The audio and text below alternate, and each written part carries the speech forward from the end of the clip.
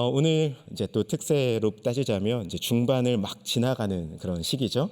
참 여러 가지로 피로가 함께 많이 몰려오는 그런 시간일 텐데 제가 그래서 오늘 이 시간에는 좀 PPT 슬라이드를 한번 준비해 보았습니다. 이렇게 화면 함께 보시면서 오늘 하나님 말씀을 함께 묵상하는 시간 되었으면 좋겠습니다. 네, 오늘 사무엘상 15장 말씀을 함께 나누실 말씀의 제목은 어찌하여 나를 버리지 아니하시나이까?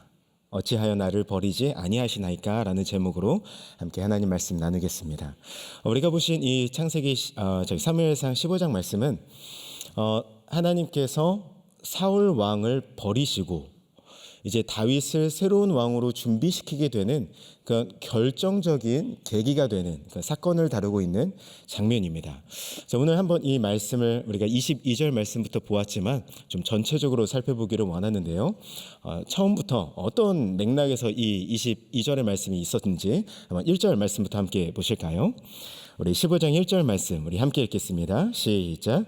사무엘이 사울에게 이르되 여호와께서 나를 보내어 왕에게 기름을 부어 그의 백성 이스라엘 위에 왕으로 삼으셨은즉 이제 왕은 여호와의 말씀을 들으소서. 아멘. 여기 말씀해 보니까 사무엘이 사울에게 이르되 하나님 말씀을 증거하는 장면이 나옵니다. 이 노란색 형광펜으로 제가 하이라이트를 표시해 드렸듯이 이제 왕은 여호와의 말씀을 들으소서라고 분명히 이야기를 합니다. 이제 왕은 여호와의 말씀을 들으소서. 자, 그러니까 앞으로 지금 이 사무엘이 사울 왕에게 들려주는 이야기는 이건 어떤 사무엘의 개인적인 조언이 아니라는 이야기입니다. 지금부터 전해지는 이 이야기는 왕이 반드시 들어야만 하는, 반드시 경청하고 순종해야만 하는 하나님의 명령을 대언하고 있다고 지금 아주 분명하게 이야기를 해주고 이야기가 시작된다는 것이죠. 자, 그러면 어떤 명령을 전했는지 우리 계속해서 2절과 3절 말씀을 보시겠습니다. 제가 2절 읽고 3절을 함께 읽어주시기 바랍니다. 만군의 여호와께서 이같이 말씀하시기를 아말렉이 이스라엘에게 행한 일 곧 애굽에서 나올 때에 길에서 대적한 일로 내가 그들을 벌하노니 아말렉을 쳐서 그들의 모든 소유를 남기지 말고 진멸하되 남녀와 소아와 젖먹는 아이와 우양과 낙타와 나귀를 죽이라 하셨나이다 하니, 여기 말씀해 보면 하나님께서 이렇게 말씀하시기를 이스라엘에게 행한 일, 아말렉이 이스라엘에게 행한 일, 그 일을 잊지 아니하셨다 말씀하십니다. 그러면서 3절에 지금 가서 아말렉을 쳐서 그들의 모든 소유를 남기지 말고 진멸하라. 여기서 진멸이라고 번역된 이 단어의 원문을 보시면 많이 들어보셨을 거예요. 헤렘이라는 단어를 씁니다. 구약 성경에서 헤렘이라는 말은 하나님의 가장 철저한 심판, 가장 엄중한 심판을 가리킬 때 사용되는 단어가 이 헤렘이라는 말이었습니다. 자, 이 헤렘의 이 전투는 그러니까 어떤 이스라엘과 그 주변 국가, 어떤 아말렉 간의 이권 다툼의 문제가 아니라는 거예요. 이거는 하나님께서 명령하신 하나님의 전투였고 하나님의 심판이 철저하게 행해져야만 하는 그런 맥락이었습니다. 그러니까 이스라엘이 어떤 뛰어난 민족이어서가 아니라 하나님의 공의로우심을 지금 나타내야만 하는 순간인데, 지금 이스라엘은 하나님의 공의로우심을, 의로우심을 나타내는 도구로서 지금 선택을 받고 그 역할을 수행해야 하는 장면이라는 거죠. 이거는 이권 다툼의 문제가 아니라 하나님의 전투, 하나님이 행하시는 일, 그 일에 이스라엘은 온전히 순종해야 되는 그런 상황이었던 겁니다. 이 전투 자체가 국가 간의 전투의 개념이 아니라 하나님의 심판의 전투였기 때문에 이 헤렘이 선언된 전투에서 얻어진 어떤 짐승이라든지 어떤 물건이라도 개인적인 소유로 탈취하거나 약탈할 수가 없었습니다. 여기서 얻어진 모든 전리품들은 사실은 자기들의 것이 아니라 하나님의 것이었기 때문에 하나님께 온전히 바쳐져야 했던 그런 상황이었습니다. 자, 그러면 도대체 어떤 죄악을 아말렉이 범했길래 이토록 현대인의 시각에서 보자면 때로는 너무 가혹할이 많지, 어떻게 이렇게 모든 것을 진멸하라고 말씀하실 만큼 그렇게 강한 하나님의 심판이 선언되었는가? 우리 한번 그 배경을 보겠습니다. 신명기 25장 17절로 19절 말씀인데요. 제가 한번 읽어드리겠습니다. 너희는 애굽에서 나오는 길에 아말렉이 네가 내게 행한 일을 기억하라. 그들이 곧 너를 길에서 만나 네가 피곤할 때에 내 뒤에 떨어진 약한 자들을 쳤고 하나님을 두려워하지 아니하였느니라라고 했습니다. 이 상황의 배경을 보자면 지금 이스라엘 백성들이 참 많이 지쳐 있는 상황이었습니다. 광야에서 먹을 물을 구하지 못해서 그 앞에는 마라의 사건이 있었고요. 지금은 르비딤이라고 하는 곳에 이르게 되었는데 물이 없어서 백성이 모세를 원망했고 또 모세가 하나님께 간구했습니다. 하나님, 이 백성들이 저를 원망해서 저를 돌로 칠 지경입니다. 주님, 제가 어찌하면 좋습니까? 그래서 하나님 말씀하십니다. 너는 반석을 향하여 이 반석을 치라. 그래서 모세가 하나님 명령에 순종해서 반석을 쳤고 그 반석에서 이제 물이 쏟아져 나오므로 드디어 이제 겨우 그 목이 너무나도 말랐었던, 너무나도 기진맥진해 있었던 이스라엘 백성들이 겨우 물을 마시고 이제 겨우 조금 기운을 차리던 그런 상황이었습니다. 자, 근데 이런 상황 속에서 아말렉 군대가 쳐들어오게 됐었던 거예요. 근데 이 아말렉이라고 하는 부대는, 이 민족은 광야 지방을 거주하고 있었던 유목민들이었습니다. 또 특별히 관련된 강의 영상들을 제가 몇 개 찾아보다 보니까 전문 약탈 부대였다라고 이야기를 합니다. 이 광야에서 유목민으로 생활하면서 빼앗는, 약탈을 일삼는 그런 약탈에 참 특화된 그런 민족이었던 겁니다.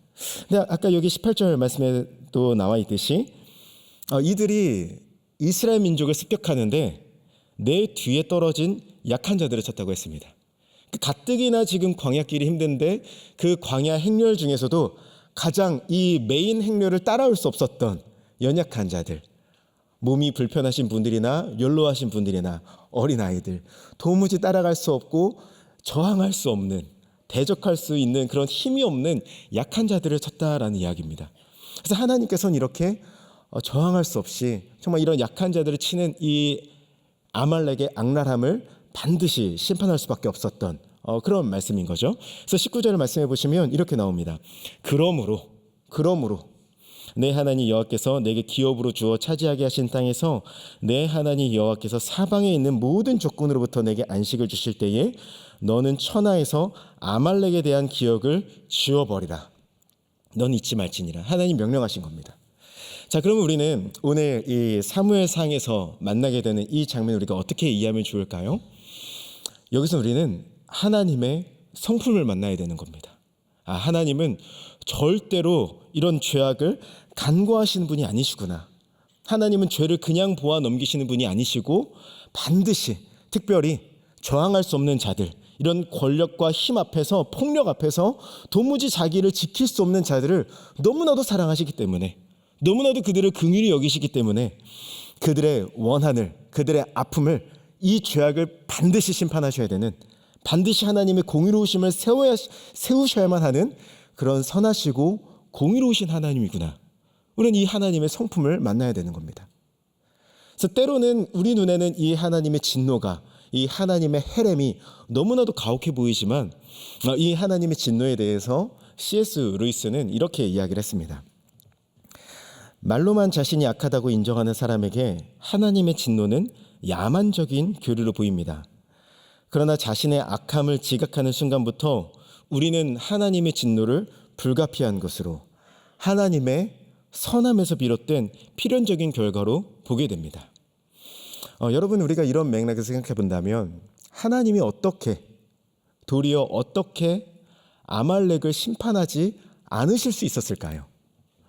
하나님이 정말 연약한 자, 자기를 지킬 수 없는 자, 환난당한 자를 사랑하신다면 그들을, 저항할 수 없는 그들을 괴롭히고 약탈하고 죽이는 이 아말렉의 죄악을 어떻게 심판하지 않을 수가 있었겠습니까? 자, 그러니까 지금 사울 왕에게는 그 사명이 맡겨져 있었던 거예요. 하나님은 이렇게 죄악을 반드시 심판하셔야 되는, 죄를 가볍게 여기시지 않으시는 하나님의 공의로우심과 선하심을 반드시 그 죄악을 심판하심으로 드러내셔야만 하는 공의로우신 하나님, 또 억압받는 자들을 갚아주심으로 그 사랑을 확인하시는, 그 사랑과 공의를 온전히 수행해야 되는 그 임무를 사울 왕은 맡게 됐던 겁니다. 그러니까 이스라엘 백성이 하나님을 대표하는 민족으로서 세상 속에 하나님은 이방신과 같지 않으심을, 하나님은 죄악을 사랑하지 않으심을, 공의로우심을 선포하는 그 자리를 맡게 되었던 겁니다. 자, 그런데 사울 왕은 어떤 선택을 하게 됩니까? 9절 말씀해 보시면 그 진멸했던 아말렉을 치긴 합니다. 근데 그 중에서 가치 없는 것들은 진멸하지만 귀한 것들, 특별히 아각 왕도 혹시라도 뭐를 다음에 거래를 위해서 그랬는지는 잘 모르겠지만 아각 왕의 목숨도 살려주고 귀한 것들은 남겨두고 하찮은 것들만 진멸하게 됩니다. 자, 그러면 이것은 그냥 사울이 단지 어떤 정치적인 술수를 쓴 게 아니라 세상 속에서 하나님을 나타내야 하는 그 사명을 맡은 자로서는 하나님의 거룩하심을 나타내는 일에 완전히 실패해버린 겁니다. 달리 말하자면 하나님의 거룩하심, 하나님의 의로우심을 모독한 겁니다. 다른 이방 잡신들과 아무런 구별할 것이 없는, 그냥 승리를 주고 그냥 전투에게 승리하게 하고 힘 있는 자가 또다시 힘으로 다른 민족을 정복하게 하는 그런 이방 잡신들과 전혀 다를 바가 없는 그런 하나님으로 세상 속에 하나님을 드러내는 그 역할에 사울 왕은 완전히 실패하고 버리고 말았었던 것이죠. 자, 그래서 11절 말씀해 보시니까 하나님께서 내가 사울을 왕으로 세운 것을 후회한다라고 이야기하고 계십니다. 자, 그러면 모든 일을 자기의 뜻대로 행하신 하나님께서 어떻게 후회한다? 하나님이 이렇게 되실 것을 몰랐다는 이야기일까? 어떻게 후회하신다는 말씀을 할 수 있을까요? 근데 여기에 이 후회라고 번역된 히브리어 단어, 이 나함이라고 하는 단어를 사전에서 찾아보면 그 첫 번째 뜻이 슬퍼한다라는 의미가 있습니다. 이런 맥락에서 보자면 하나님은 우리가 하나님 앞에 어떤 죄를 범했어요. 하나님의 순종하는 것에 실패했어요. 그러면 이런 죄악을 넌 죄 졌으니까 당연히 벌 받는 게 마땅해, 심판을 즐겨 하시는 분은 아니시라는 거예요. 물론 하나님의 공의로우심은 우리의 죄악을 반드시 심판하셔야만 하지만 즐거운 마음으로 그렇게 하시는 게 아니라 우리가 순종하는 일에 실패했을 때 하나님이 슬퍼하신다는 이야기입니다.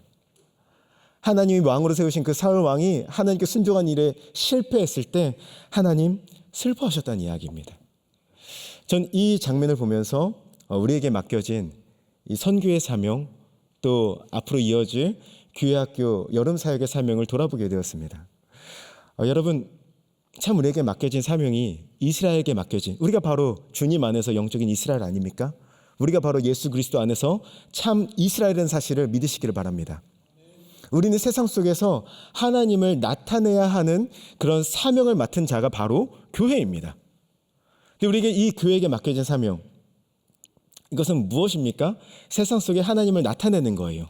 하나님의 사랑을, 하나님의 의로우심을, 하나님의 그 공의로우신 진노가 우리를 반드시 벌해야만 했지만 우리를 너무나도 사랑하셔서 독생자 예수 그리스도를 보내신 그 하나님의 은혜로우심을 세상 속에 흘려보내고 전하는 것이 그게 우리에게 맡겨진 선교의 사명 아닙니까?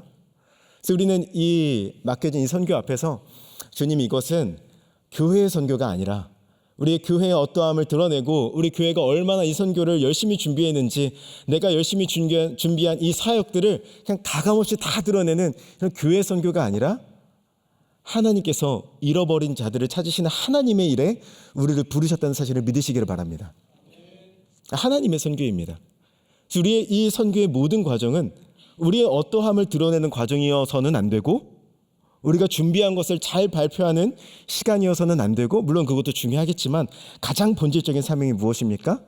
첫 걸음부터 마치는 모든 걸음까지 하나님 앞에 온전히 순종하는 사명을 우리에게 맡기신 겁니다. 우리가 주님 앞에 순종할 때 하나님 영광 받으십니다. 우리가 이 주님 앞에 쓰임받는 이 모든 순종의 걸음들이 처음부터 끝까지 주님 말씀하시면 나아가겠습니다. 주님 말씀하시면 제가 그곳에서 멈춰 서겠습니다. 이 모든 과정들이 주님 앞에 순종하는 걸음이 되기를 간절히 소망합니다. 자, 그래서 오늘 우리는 이 말씀을 돌아보시면서 사울은 왜 이 순종에 실패했을까? 그러면 동일한 사명, 세상 속에 하나님을 나타내야 되는 사명을 맡은 우리로서는 어떻게 순종할 수 있을까? 우리가 순종을 앞두고 있는 우리로서 순종을 위한 세 가지 질문을 이 시간 함께 던져보고 또 스스로 돌아보는, 묵상하는 그런 시간이 되었으면 좋겠습니다. 첫 번째 질문입니다. 첫 번째 질문은 기념비인가 십자가인가? 내가 정말로 하나님의 선교를 감당함에 있어서, 내가 정말로 신앙생활함에 있어서 내가 진짜로 바라는 것이 나의 기념비인가? 그리스도의 십자가인가? 오늘 우리가 이 말씀 앞에서 한번 가만히 우리 스스로에게 질문해 보았으면 좋겠습니다. 사무엘상 15장 12절 말씀을 우리 한번 함께 읽겠습니다. 시작. 사무엘이 사울을 만나려고 아침에 일찍 일어났더니 어떤 사람이 사무엘에게 말하이르되 사울이 갈멜리로 자기를 위하여 기념비를 세우고 발길을 돌려 길갈로 내려갔다 하는지라. 아멘. 여기 12절 말씀을 보시면 사울 왕은 지금 이 순간에 지금 일이 이 지경이 됐는데도 하나님이 사울 왕을 버리겠다 말씀하시고 사울은 전혀 하나님의 영광을 나타내는 일에, 하나님의 공의로우심을 나타내는 일에 너무나도 철저하게 실패했는데도 불구하고 지금 사울은 무엇을 하고 있습니까? 자기를 위하여 자기의 기념비를 세웠다라고 이야기하고 있습니다. 철저히 실패한 그 순간에 사울은 자기가 얼마나 이 이방 민족 속에서 뛰어난 왕인지를, 자기의 정치적인 리더십과 통솔력이 얼마나 우월한 왕인지를 백성들 앞에서 증명하고 드러내고 싶었다는 겁니다. 여러분, 우리가 우월함을 추구하는 마음, 이건 참 하나님 보시기에 위험한 마음입니다. 그러면 우월함을 추구하는 것은 사실은 이 시대의 정신 아닙니까? 남들보다 경쟁해서 더 앞서 나가고 자기를 발전시키고, 이 시대의 정신이고 이 시대의 문화 아닙니까? 그럼 우월함을 추구한다는 것이 왜 우리에게 때로는 독이 되고 왜 우리에게는 위험한 일이 될 수 있는 걸까요? 그럼 이 우월함의 반대편에는 어떤 마음이 있을까요? 성경에서 우리에게 말씀하는 아주 중요한 가치로는 자족하는 마음이 있습니다. 하나님이 우리에게 너무나도 귀한 것들을 많이 주시지 않았습니까? 우린 때로는 이런 것들을 너무 많이 잊고 사는 것 같아요. 하나님 우리에게 스스로 내가 얻었다, 진짜로 모든 것이 내 공로였다 할 만한 것이 무엇이 있습니까? 우리에게 있는 모든 것이 하나님의 은혜고 하나님의 선물인 줄로 믿습니다. 하나님이 이미 우리에게 너무나도 귀한 것들을 많이 주셨어요. 우리는 정말 감사할 것들이 가득하고 자족할 것들이 참 많습니다. 그 다음엔 무엇이 있을까요? 자족하는 마음으로 주님 나에게 은혜를 베푸셔서 이렇게 좋은 것들을 많이 주셨으니 주님 내게 있는 것으로 이 작은 것들로 주님을 섬깁니다. 이제는 지극히 작은 것에 충성하는 일이 남아있는 거예요. 자족하는 마음과 충성하는 마음, 그것이 그리스도인의 삶의 자세 아닙니까? 근데 때로는 우리 마음속에 어떤 마음이 있냐면 우월함을 추구하는 마음이 있다는 겁니다. 우리 다음 슬라이드를 보시면 이 우월함을 추구하는 마음, 이게 얼마나 때로는 우리 마음을 병들게 할 수 있는지 이것을 너무나도 잘 보여주고 있는 죄렌 키우르케고르라고 하는 신학자이자 철학자가 너무나도 이렇게 이해하기 좋게 설명해 놓은 이야기를 최근에 보게 되었습니다. 백합꽃 이야기인데요. 어느 시냇가에 심겨진 백합꽃이 있었습니다. 이 꽃은 우리 성경에도 보면 솔로몬의 입은 어떤 옷보다 더 영화롭고 아름다운 그런 향과 아름다움으로 옷 입은 그런 꽃이 한 송이 있었던 거예요. 스스로 감사하며 자기의 아름다움을 누리며 살고 있었습니다. 근데 어느 날 새 한 마리가 이 백합꽃을 찾아옵니다. 그리고 이 백합꽃에게 야, 너는 이 한가운데만 살고 있으니까 네가 제일 아름다운 줄 알지? 그러면서 자기가 먼 다른 동네를 여행하면서 만났었던 수많은 꽃들에 대해서 자랑하기 시작합니다. 너 여기 청파동에 나 심겨 있으니까 네가 제일 예쁜 꽃인 줄 알지? 너 조금만 날아가서 저기 뭐 마포 월드꽃공원 한번 가봐. 거기에 엄청나게 펼쳐진 들판이 있는데 거기에 꽃들에 비하면 야, 너는 꽃도 아니야. 너 사람의 손길이 닿지 않는 저 깊은 숲속에 그곳에서 활짝 피어나고 있는 꽃들을 본 적이 있어? 거기에 놓여있는 오염이 묻지 않은 꽃들에 비하면, 그 화려함과 아름다움에 비하면 야, 너는 꽃 축에도 못 껴. 그러니까 이 백합꽃은 그 순간부터 자기가 너무 초라하게 느껴집니다. 나는 세상에서 가장 아름다운 꽃이 되고 싶어. 내가 그 꽃들과 비교해서 더 아름다운 꽃이 되지 않는다면 난 정말 꽃 축에도 못 끼는 그런 꽃일 거야. 나는 꽃도 아닐 거야. 그래서 이 새에게 부탁을 합니다. 나를 그 아름다운 꽃들이 있는 그곳으로 나를 물어다 주지 않겠니? 내가 거기서 가장 아름다운 꽃이 되고 싶어. 이 새가 이 백합꽃 주변의 흙을 막 부리로 쪼고 발톱으로 파헤칩니다. 그래서 이 꽃을 물고서 그 다른 꽃들이 있는 곳으로 물어 날아가다가 그만 거기서 꺾이고 시들어 죽게 되었다는 이야기입니다.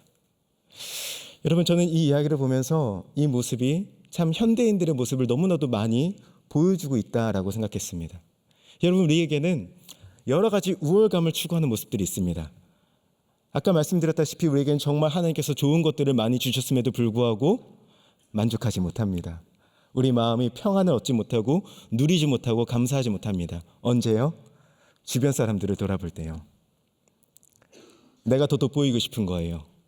내가 더 높아지고 싶은 거예요. 나의 영광이 더 컸으면 좋겠고, 이왕이면 내가 더 인정을 받았으면 좋겠고, 이왕이면 물질도 내가 더 많이 얻었으면 좋겠고, 이왕이면 내 지위가 더 높아졌으면 좋겠는 거예요. 그래서 내가 원하는 다른 사람들보다 더 우월한 자리를 찾기 전까지는 내 마음은 결코 만족하지 못합니다. 근데 우월함을 찾아도 문제가 됩니다. 내가 원하는 그 자리에 오르게 됐어요. 내가 너무도 원했던 그 지위와 그런 재물을 얻게 됐어요. 근데 사실은 그래도 문제가 됩니다. 왜 그럴까요? 끊임없이 나를 추격해오는 어떤 사람들이 눈에 들어오기 시작하는 거죠. 그래서 끊임없이 초조하고 끊임없이 불안해하고 있는 모습. 여러분, 이게 현대인들의 모습 아닙니까? 근데 정말 문제는 뭐냐면 이런 우월감을 추구하는 것들이 세상적인 영광을 추구하는 것에만 국한되지 않더라는 거예요. 때로는 우리는 종교적인 우월감을 추구합니다. 교회에 수많은 성도들이 있지만 내가 가장 착한 성도임을 인정받고 싶은 거예요. 내가 가장 경건하고 내가 받은 내가 어려서부터 제자 훈련을 빼먹은 적이 없고, 내가 어려서부터 수많은 교회에서 하라는 것들에 내가 다 했어. 그러다 보니까 내가 더 나은 신자일 거야. 내가 더 기도 많이 하는 신자일 거야. 내가 주님 보시기에 더 많이 충성된 신자일 거야. 그럼에도 불구하고 나는 나를 스스로 드러내지 않는 겸손한 사람이야. 은연중에 남과 나를 비교하면서 내가 더 나은 신자임을 확인하고 싶을 때가 참 발견하게 된다는 겁니다. 여러분, 우리가 선교에 동참할 수 있는 것도, 우리가 선교에 갈 수 있는 것도 하나님의 은혜라는 사실을 믿으시기 바랍니다. 내가 가고 싶어서 가는 것이 아니라 하나님께서 나에게 선교에 참여할 수 있는 기회를 주셨다. 얼마나 감사한 일입니까? 근데 때로는 내 사역의 연차가 쌓이고 내 선교의 연차가 쌓이는 것들이 모든 것이 주님의 은혜이고 참 감사한 제목이 되어야 되는데, 이것이 때로는 나의 기념비로, 나의 우월감으로 나타나고 표현되지는 않더라도 내 마음속에 자리할 때가 얼마나 많이 있습니까? 근데 이런 기념비를 세우는 모습은 우리 예수 그리스도께서 걸어가신 길과는 정반대되는 길입니다. 우리 한번 빌립보서 2장 7절 말씀을 보실까요? 우리 함께 읽겠습니다. 시작. 오히려 자기를 비워 종의 형체를 가지사 사람들과 같이 되셨고. 아멘. 우리 너무나도 잘 아시는 말씀이죠. 이 빌립보서 2장 7절 말씀에서 예수 그리스도께서 자기를 비우셨다라고 하는 표현은 이거는 예수 그리스도의 신성을 포기했다는 이야기가 절대로 아닙니다. 하나님이시기를 포기하셨다, 그렇게 오해하는 그런 역사도 있었는데요. 그런 이야기가 전혀 아닙니다. 이 단어를 이 케노시스라고 하는 단어인데요. 이 뉘앙스를 참 잘 살려 번역한 버전이 우리 영어 성경으로 보면, NIV 성경으로 보면 이렇게 번역이 됐습니다. 이 뉘앙스를 살리자면 He made himself nothing이라는 뜻입니다. 그는 자신을 아무것도 아닌 것으로 만드셨다. 하나님이신 그분이 자신을 아무것도 아니신 것으로 만드셨다는 거예요. 여러분, 우리가 이 그리스도를 따라가는 일에 나를 더 낮추고 내 모든, 나를 둘러싸고 있는 모든 허영들, 내 자아를 다 깨뜨리고 내 안에 보배되신 그리스도만을 나타내고 그 그리스도를 닮아가는 길에 조금이라도 나를 높이고 싶고 조금이라도 나의 영광, 나의 기념비를 세우고 싶은 것들이 있다면, 주님을 따라가는 일에 조금이라도 방해되는 것들이 있다면 그 모든 것들을 기념비가 아니라 배설물로 여기시기를 축복합니다. 배설물입니다. 우리 이 땅에 얻을 수 있는 그 어떤 영광과 그리스도의 영광을 비교할 수 있겠습니까? 신자의 영광은 세상의 많은 영광을 얻는 것에 있는 것이 아닌 거예요. 내 자아를 깨뜨리고 이 질그릇된 이 썩어 죽어질 이 자아를 깨뜨리고 내 안에 살아계신 그리스도가 나타나실 때 거기에 진정한 성도의 영광이 있는 것입니다. 그 그리스도의 영광에 그리스도께서 우리를 참여시켜 주신 겁니다. 예수 그리스도를 닮아가는 길에, 내가 진정한 제자로 서는 길에 조금이라도 방해되고 조금이라도 나를 높이는 그런 유혹이 든다면 배설물로 여기시길 바랍니다. 그 대신 우리의 마음속에는 어떤 고백이 있어야 될까요? 주님, 저는 정말 아무것도 아닙니다. 하나님, 나는 아무것도 아닙니다. 이렇게 아무것도 아닌 존재가 주님, 제가 무엇이라고 하나님의 선교에 참여할 수 있습니까? 하나님, 제가 무엇이라고 제게 복음을 알게 하시고 주의 사랑을 온 세상에 전하게 하십니까? 주님, 제가 무엇이라고 제게 허락하신 이 환경 속에서, 직장에서, 가정에서 예수 이름 때문에 때로는 고난받게 하시고 예수 이름 때문에 때로는 마음 상하게 하시면서 주님, 제가 무엇이라고 그리스도의 고난에 동참할 수 있는 그 영광을 저에게 주십니까? 나는 아무것도 아닙니다. 주님만 영광 받으시기를 간절히 원합니다. 우리 그렇게 고백하면서 예수 그리스도의 신실한 제자로, 예수 그리스도의 신실한 증인으로 살아가시는 저와 여러분이 되시기를 간절히 소망합니다. 오늘 말씀을 통해 던져볼 두 번째 질문은 굳어졌는가 사모하는가입니다. 오늘 이 장면은 하나님께서 사울 왕을 버리시는 장면이라고 했습니다. 그러면 왜 하나님께서 사울을 버리셨다 이런 표현을 하셨을까요? 그 이유가 정확하게 15장 23절에 이렇게 나옵니다. 우리 한번 함께 읽겠습니다. 함께 읽겠습니다. 시작. 이는 거역하는 것은 점치는 죄와 같고 완고한 것은 사신 우상에게 절하는 죄와 같음이라. 왕이 여호와의 말씀을 버렸으므로 여호와께서도 왕을 버려 왕이 되지 못하게 하셨나이다 하니. 아멘. 여기 말씀해 보니까 정확하게 그 이유가 등장하죠. 왕이 여호와의 말씀을 버렸으므로 여호와께서도 왕을 버리셨다라고 이야기되고 있습니다. 자, 그런데 여기에 참 특이한 표현이 있어요. 거역하는 것은 점치는 죄와 같고 완고한 것은 사신 우상에게 절하는 죄와 같음이라. 맞습니다. 지금 사울은 마음이 완고해서, 마음이 굳어져서 여호와의 말씀을 버렸습니다. 근데 그렇게 마음이 굳어져서 완고해지는 것과 사신 우상, 헛된 우상이라는 뜻인데요, 헛된 우상을 숭배하는 것과 마음이 굳어지는 것이 무슨 상관이 있을까요? 그것은 그 마음 속에서 하나님을 경외하는 마음, 주님이 주되십니다. 주님 나에게 말씀하옵소서. 주님을 경외하는 마음을 상실해버리고 자기의 판단에, 자기의 마음에 옳은 대로 행하면서 하나님을 마치 이방신들처럼, 하나님을 마치 자기가 이용할 수 있는 대상처럼 하나님 향한 경외함을 상실해버렸기 때문입니다. 오늘 이 사울이 하나님께 대해서 계속해서 또 이 사물에 대해서 항변하는 장면을 보시면요, 자기는 계속해서 나는 실로 여호와의 말씀을 청종했다라고 자신을 항변합니다. 여러분, 이 표현이 맞지 않습니까? 사울은 순종했습니다. 아말렉을 진멸하라고 말씀하셨기 때문에 군대를 조직해서 아말렉을 쳤습니다. 자, 그런데 어디까지 순종했습니까? 자기가 동의할 수 있는 수준까지 순종했던 거예요. 자, 그러면 이 장면을 우리가 한번 이렇게 생각해 볼까요? 사울은 순종한 게 맞습니다. 자기가 동의할 수 있는 수준까지요. 자, 그렇다면 어쩌다 보니까 내가 생각하는 방향이 이게 맞아요. 내가 이 국정을 운영할 때 내가 생각하는 방향, 이 방향이 맞습니다. 근데 이 방향과 어쩌다 보니까 하나님 말씀하시는 그 명령이 일치한 거예요. 그러면 오케이, 거기까지는 순종합니다. 그런데 이건 좀 아닌 것 같은데요, 하나님? 왜 아깝게 그걸 다 진멸해야 되죠? 자기가 동의할 수 없는 수준에 이르렀을 때 스탑. 그럼 여러분, 지금 사울이 순종했던 것은 여호와의 명령입니까? 아니면 자기 자의 목소리입니까? 자기 자신, 자의 목소리에 순종했던 거예요. 마음의 중심에 하나님을 경외하는 마음이 아니라 다른 어떤 것, 자기의 자아로 가득 찼었던 겁니다. 하나님보다 더 중요하게 생각하는 그 우상이 자기 마음에 가득 들어있었던 겁니다. 자, 그런데 이런 와중에서 사울이 잊고 있었던 게 있어요. 하나님은 우리에게 어떤 동의를 구하시고 어떤 협력을 구하시는 그런 대상이 아니라 이스라엘의 지존자라는 겁니다. 하나님의 명령에 반드시 순종해야 되고 하나님은 자기의 뜻대로 이 세상을 경영하시는 하나님이시라는 거예요. 하나님의 하나님 되심을 잊어버렸다는 겁니다. 여러분, 우리 하나님은 우리가 어떤 동의를 구하고, 사울은 자기의 어떤 정치적인 목적을 위해서 또 종교적인 만족을 위해서 사실은 하나님을 종교를 이용하고 있었던 겁니다. 내가 동의할 수 있는 그 수준까지, 내 목적을 달성할 있는 수준까지 하나님을 이용하고 싶었던 겁니다. 여러분, 우리는 이 세상을 살아가면서 때로는 정말 이해가 되지 않는 순간들이 있을 거예요. 해석이 되지 않는 순간들이 있습니다. 그때 하나님께서 우리에게 요구하시는 것은 온전한 신뢰라는 사실을 믿으시기 바랍니다. 하나님의 계획은 우리의 계획보다 크십니다. 하나님의 생각은 우리의 생각보다 훨씬 크십니다. 때로는 이 생각이 우리가 다 알 수 없을지라도 우리는 하나님은 이스라엘의 지존자, 원어로 표현하자면 이스라엘의 영광입니다.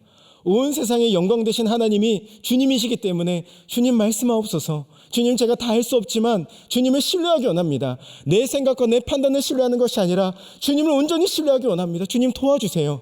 주님 그 신뢰하며 제가 순종하며 나아가기 원합니다. 이것이 우리 신자에게 주님 요구하신 바 아닙니까? 자, 그럼 우리가 어떻게 살아가야 될까요? 우리 마음속에 하나님 말씀을 끊임없이 사모해야 되는 거죠. 주님, 저는 주님께서 오늘 이 시간 저에게 말씀하지 않으시면 한 발짝도 나아갈 수가 없습니다. 주님, 저는 순종하는 걸음을 걸어가기 원하는데 주님 말씀으로 내 마음을 조명해 주지 않으신다면 주님, 저는 걸어갈 수 없습니다. 제가 말씀하옵소서. 우리 때로는 말씀이 들리지 않는 순간들이 얼마나 많이 있습니까? 주님, 제가 말씀을 보아도, 성경을 보아도, 말씀을 들어도 말씀이 들리지 않습니다. 주님, 나를 긍휼히 여기시고 은혜 베풀어 주시옵소서. 다시 주님의 말씀에 귀를 기울일 수 있도록 주님, 제 발의 걸음을 조명하여 주시옵소서. 마음이 굳어지지 아니하고 하나님 말씀을 사모하며 날마다 순종의 걸음을 걸어가는 저와 여러분이 되시기를 간절히 소망합니다. 마지막 오늘 말씀을 통해서 나누실 질문은 무뎌졌는가 애통하는가입니다. 여러분, 우리는 우리의 죄악의 모습에 대해서 무뎌져 있지는 않습니까? 아니면 애통하고 있습니까? 오늘 이 전체 이야기가 사무엘상 15장 35절에 이렇게 마무리가 되게 됩니다. 우리 한번 35절 말씀을 함께 읽겠습니다. 시작. 사무엘이 죽는 날까지 사울을 다시 가지 보지 아니하였으니 이는 그가 사울을 위하여 슬퍼함이었고 여호와께서는 사울을 이스라엘의 왕으로 삼으신 것을 후회하셨더라. 아멘. 네, 여기 말씀에도 보시면 후회하셨더라. 아까 그 윗절에 보니까 하나님은 결코 뜻을 변개하지 않으신다 그랬는데 왜 하나님은 후회하신다고 말씀하셨을까? 이것도 마찬가지입니다. 서두에 말씀드렸다시피 후회라는 단어는 슬픔으로 번역될 수 있는 단어입니다. 하나님께서는 이 사울이 실패하는 모습을 보시면서 슬퍼하고 계셨던 거예요. 그래서 이 장면을 보면서 어떤 주석가는 참 이렇게 멋지게 표현했습니다. 하나님은 슬퍼하셨지만 결정을 바꾸지는 않으실 것이다. 하나님은 슬퍼하셨지만 결정을 바꾸지는 않으실 것이다. 여러분, 우리가 이 장면을 보면서 우리가 정말 던져야 되는 그 질문이 있다면 하나님께 대한 어떤 철학적이고 존재론적인 질문이 아닌 거예요. 그래서 하나님의 뜻이 뭐 바꾸신다는 거야? 안 바꾸신다는 거야? 그게 1차적인 질문이 아니라는 겁니다.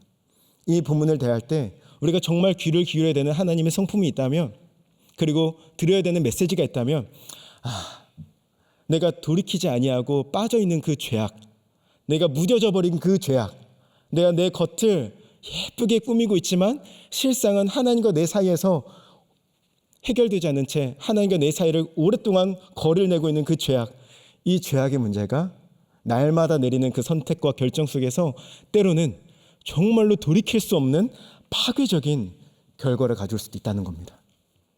그 순간이 언제일지는 알지 못합니다.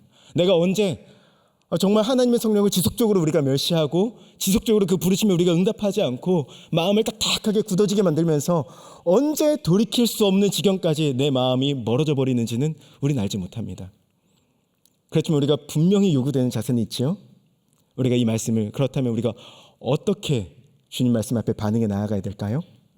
주님 앞에 지금 애통하며 돌아오는 겁니다. 하나님께서 우리에게 애통하며 돌아오기를 바라고 계신 겁니다. 이 35절에 보시니까 사무엘이 이 사울의 왕의 모습을 보면서 슬퍼했다 이야기가 나옵니다. 이 슬퍼했다는 말을 보면요, 원어로 보시면 아발이라고 되어 있습니다. 근데 이 단어는 정확하게 야곱이 자기의 아들 요셉이 짐승의 공격을 받고 죽었다는 이야기를 들었을 때, 그 색동옷을 입혀 보냈던 요셉이 죽었다는 이야기를 들었을 때 가슴을 찢고 통곡할 때 나왔던 그 표현이 바로 이 아발이라는 단어입니다. 그러니까 지금 사무엘은 사울 왕이 잘할 줄 알았어요. 하나님 말씀대로 순종하길 바랬습니다. 그리고 분명하게 이거는 하나님의 뜻이라고 너무나도 분명하게 이야기를 했습니다. 그런데도 실패하는 모습을 보았을 때 억장이 무너지고 배신감이 들고 너무 안타깝고 그런 가슴이 통곡하는 그런 애통하는 마음이 들었던 겁니다. 여러분, 우리는 우리의 죄악에 대해서 어떤 마음을 갖고 있습니까? 무뎌졌습니까?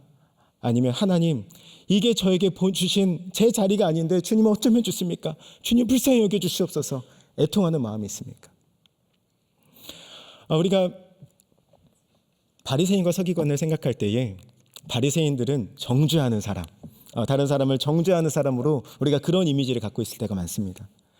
근데 성경에 보시면 예수님께서 바리새인을 책망하셨던 가장 주된 이유는 다른 사람을 정죄했다, 그것이 아니었습니다. 우리 한번 마태복음 23장 25절 말씀을 함께 읽겠습니다. 시작. 화 있을진저 외식하는 서기관들과 바리새인들이여 잔과 대접의 겉은 깨끗이 하되 그 안에는 탐욕과 방탕으로 가득하게 하는도다.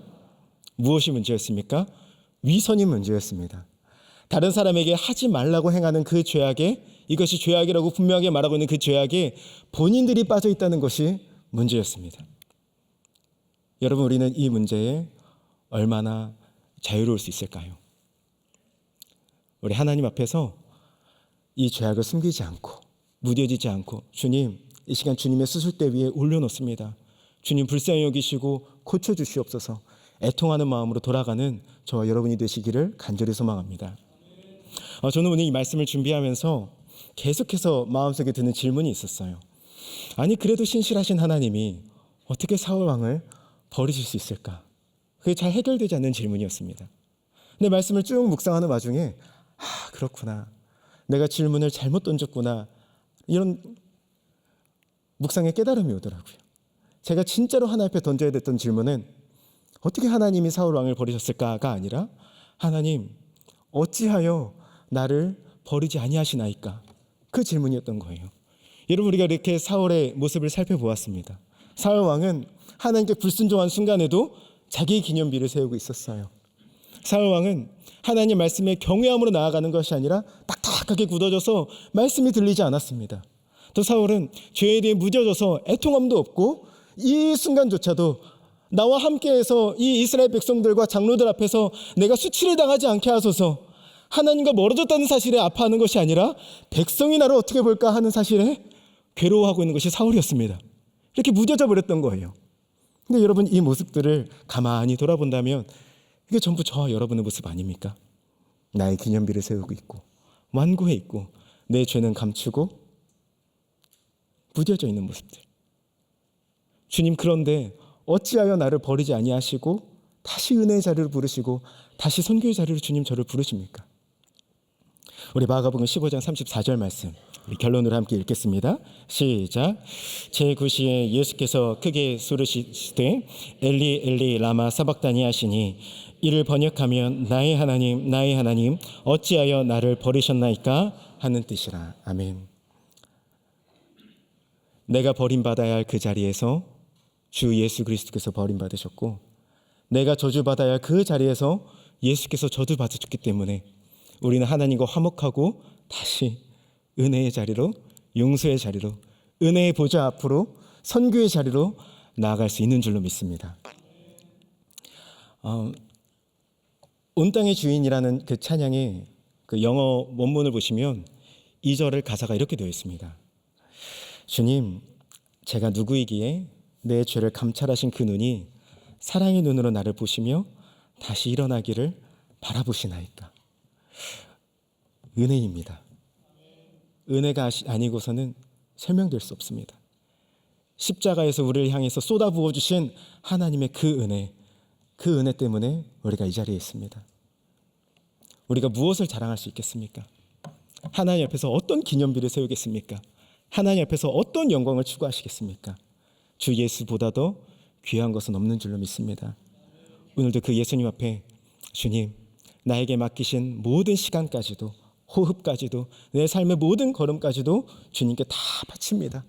주님 영광 위하여서 사용하여 주시옵소서.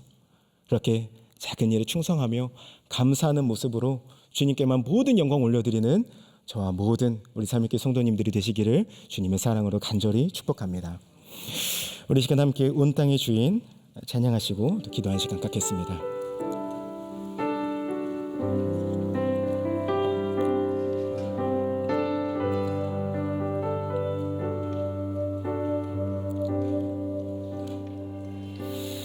온 땅의 주인 되신 주님이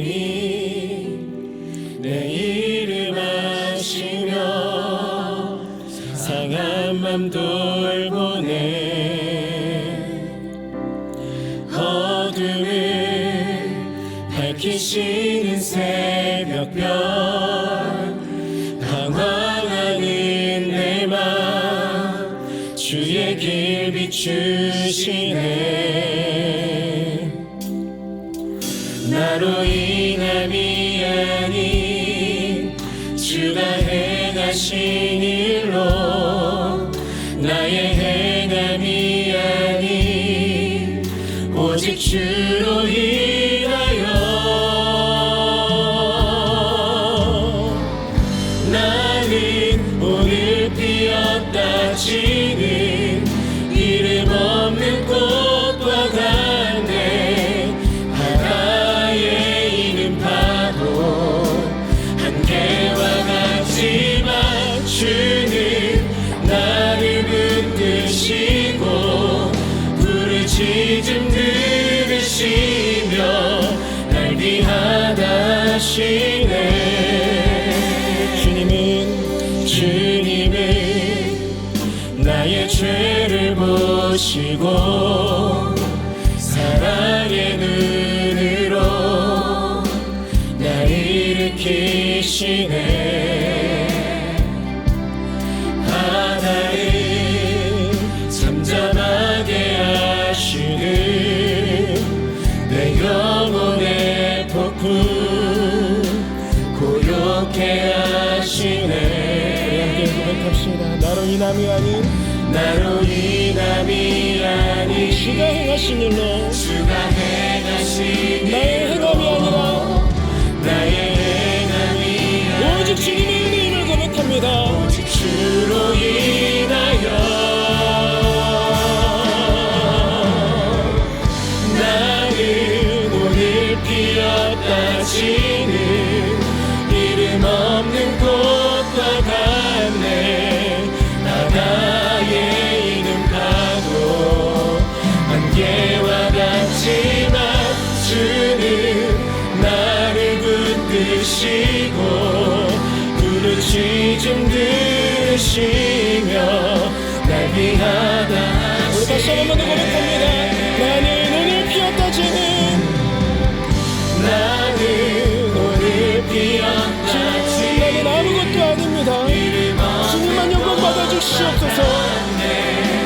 바다에 있는 파도 한계와 같지만 주는 나를 붙드시고 부르짖음 들으시며 날 위하다 하시네. 나 오직 주의 것 나 오직 주의 것 나 오직 주의 것 나 오직 주의 것 다시 한번 고백합니다. 나 오직 주의 것 나 오직 주의 것 주님이 우리를 빚값으로 사셨습니다. 나 오직 주의 것 주의 것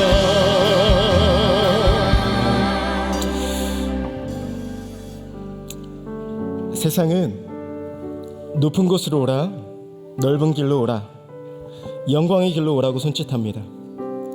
우리 주님께서는 낮은 곳으로 오라, 좁은 문으로 들어가라, 십자가의 길로 오라 부르십니다.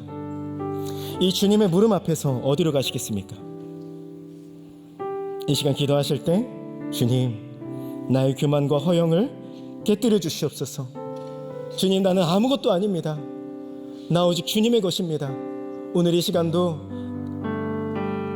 이 질그릇과 같은 나의 자아와 교만과 허영을 철저히 깨뜨려 주시고 내 안에 살아계신 보배되신 예수 그리스도만 내 삶을 통해 증거되고 나타내고 주님의 영광만 높아질 수 있도록 하나님 불쌍히 여겨주시고 우리를 새롭게 하시고 주의 말씀 우리를 정결케 하셔서 주님 다시 은혜의 자리로, 다시 선교의 자리로 우리를 보내주시옵소서. 우리 지금 이러한 기도 제목 가지고 함께 주여 한번 부르시고 기도하며 나아갑시다. 함께 기도하겠습니다. 주여